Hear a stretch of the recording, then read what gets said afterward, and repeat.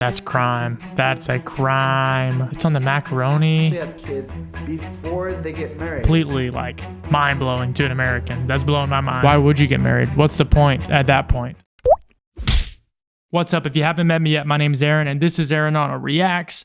Through this channel, I'm discovering everything about Europe. People, culture, sports, interesting things.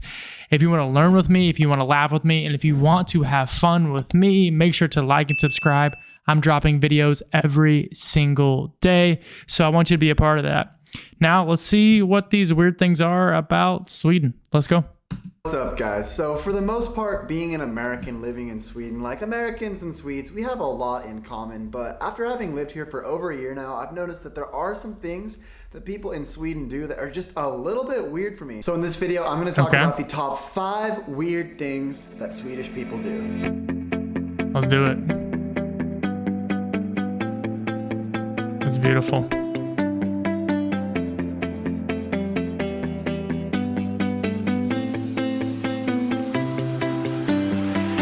Now, the first thing that I think is just a little bit weird is that a lot of times Swedes will avoid eye contact with their neighbors. Now, this is different depending on where you live in Sweden and who your neighbors are, because I know some Swedes that have great relationships with their neighbors as well, but in a lot of cases, Swedes actually, avoid their neighbors. And here, I've lived in this place for like 15 months, and I'm not really super close with any of our neighbors that live in this apartment complex. Like, sure, if I see them, I'll say hi to them, but it's not like a lot of places in America where they have tight-knit communities with their neighbors and their people that live close by to them. And this especially sticks out to me, not where I'm from, but like in the Midwest. People in the Midwest are like extremely friendly. Like when I go to visit my cousins in Nebraska, they know all their neighbors and they have neighborhood barbecues and parties together. And like if a family member from one family gets sick, all the people in the neighborhood will get together to help that person. And so that's a really, really cool vibe. So that doesn't happen in Sweden. He's saying basically, sounds like that neighbors don't really get along. I mean, they avoid each other, so they don't know each other at all, but I don't know. I feel like neighbors would help each other if they knew each other. Maybe that's just my American perspective, like he's saying, but is that true? That people are so open and friendly in some of those communities. I would say in Sweden, this pretty much is not the case. Typically, the neighbors, they don't go out of their way to talk to each other a whole lot, and really actually kind of avoid each other. What are you doing, by the way? Making sure there's no neighbor outside. You think that's normal? Okay, now. No. It's not that Swedes are rude, it's just a different culture here. They do keep to themselves a lot more, and that can take some getting used to from people who come from different cultures where people are a lot more open. Isn't that the whole point of having neighbors, is to meet them? No, the whole point of having neighbors is to fill the other apartments in the building. Hey. Oh, here we go. Hello, my name is Bruce, and this is my girlfriend Emma. We just, I moved into the build. Okay. We'll see you around. I think we're on floor 2. That's awesome. The second weird thing that Swedes do is put ketchup on their pasta. Now, I gotta admit, I'm actually guilty of this now that I've lived here for like 15 months. Like, That's crime. That's a crime. First off, I don't like ketchup. Second off, no. It's on the macaroni. That plate is just really interesting to me.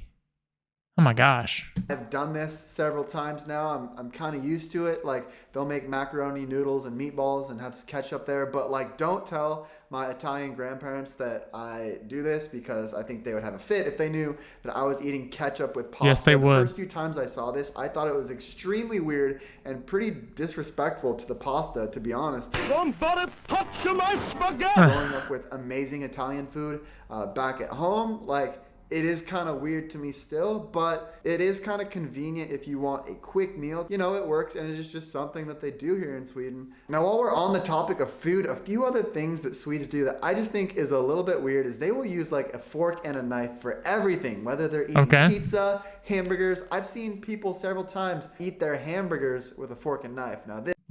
All right, this is very specific because I do this too, and I'm an American, so...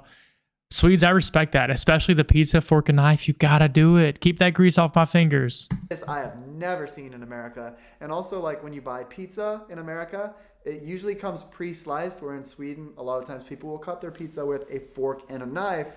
Or if you make pizza at home, sometimes they'll even use like regular scissors to cut their pizza. I've never even seen that before. Scissors. In America, pretty much we only use like pizza slicers, and everything's get pre-sliced. If you were at a restaurant or something and you order a pizza, it pretty much always comes sliced, so it's easy to just grab it and eat it slice by slice. True. And also True. to that point, I noticed that people don't really eat food when they're on the go as much as they do in America either. I think a lot of that has to go back to like the fika culture that they have in Sweden, where people like to take a break, relax, and sit down and enjoy a coffee or a snack or whatever it is they're going to be eating. Wait, real quick. I thought Europeans were known for the grab and go, grab the sandwich at the window and while they're walking the city, that kind of thing. I don't know where this guy's from, but it's completely different than where I'm from. We don't have grab and go at all. We have fast food. You drive through with the car and you get that. So I thought they do that a lot more in Sweden and in Europe than they do in America. And a lot of times in America, people are so on the go and in a rush to go to the next place and do the next thing and just so busy all the time that it's not uncommon to see people eating while they're walking down the street. And I also do this in Sweden. I'll just buy a protein bar on the go and eat it. You see people in the movies that will be in New York and they go eat a hot dog from the local hot dog stand and they're just eating it on their way to the next meeting or something. I mean, that's just kind of how it is in America. There's a lot of like takeout food, you know, fast food on the go, and you can just kind of eat on the run. Whereas in Sweden, people relax a little bit more, and maybe that is related to like the fork and knife culture, because when you're on the go, you can't really eat with a fork and knife. I mean, that'd be really tough. Have my little plate and cutting while I'm like, nah, I just don't think that's gonna work. The fourth thing that strikes me a little bit odd about Sweden is that a lot of times people in Sweden will actually have kids before they get married. And no, I'm not talking about like on accident. A lot of times people will just do this and it's not something weird here in. Okay, that's actually interesting because in America that just doesn't happen. I mean, it does happen, but typically people get married before, or they never really will plan to have a kid before they're married. That's just completely like mind-blowing to an American. That's blowing my mind. So that's definitely an interesting and weird thing for an American to hear, but apparently to Swedes, is that normal? Here in Sweden, where in America, this is really, really uncommon for people to start a family before being in a marriage. But here in Sweden, marriage isn't as big of a deal as it is in America. Actually, like if I were to marry a Swedish girl, it wouldn't have any repercussions for my permits and things like that. Basically in Sweden, you can become a sambo, which just means like you're a registered partner living with the other person. And basically in the eyes of the government and the migration office, being a sambo is just the same as being married. So you don't even have to be married to get all the same benefits basically as being a sambo. So I think in general, people in Sweden get married a lot later than they do in America. Like I've got friends in America who are already getting married.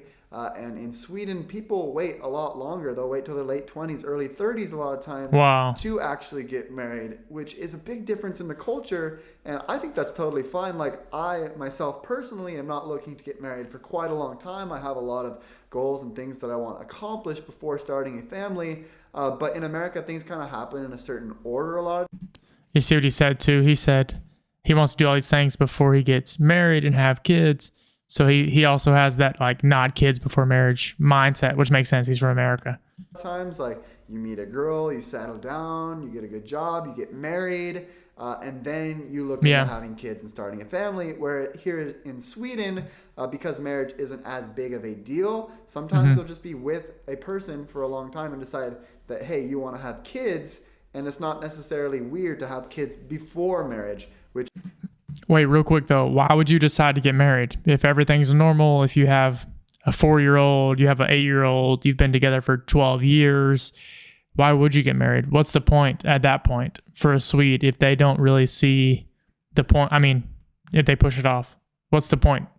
Which in America, that's not common at all. And the last thing that I think is just a little bit weird here in Sweden is the TV tax that they have. In Sweden, if you own a TV, people will actually come to your house and see if you have a TV. And then if you do have a TV, you actually have to pay a special additional tax on it. And now that we're living in 2018, almost 2019, that sounds crazy. It's an old video. To say, I feel like 99% of people are going to have TVs. So why not just tax everybody I think it's kind of weird that people. Actually, it's funny because now everybody watches TV probably on their own personal computer.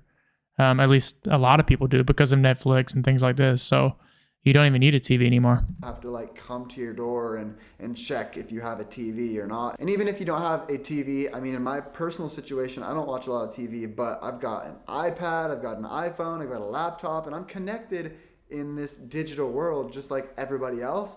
I think it's kind of odd to have people calling you up and coming to your house to see if you have a TV, because at the end of the day, does it really matter if you have a TV or not, as long as you're connected some way? I mean, pretty much everybody's connected in some way. So I just think that one is a little bit weird as well, especially in a country that already has so many different taxes and different rules. Why not just make it uniform? So with that being said, guys, those are 5 things that I think are a little bit weird about living in Sweden. And so true. It's so true. Especially that last one. TV tax? What are we talking about here? Ketchup on the pasta? It's criminal. It's criminal. Absolutely criminal.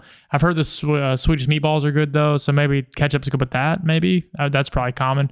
Yeah, I'm looking forward to learning more about Sweden. I want to discover this country. So if you have any video recommendations, let me know down below. I would love to hear from you. Thank you so much for engaging with this video. If you want to learn more about Sweden, about Europe, if you want to laugh with me, if you want to learn with me, and if you want to have fun with me, make sure to like and subscribe, and I'll see you in the next video. Cheers.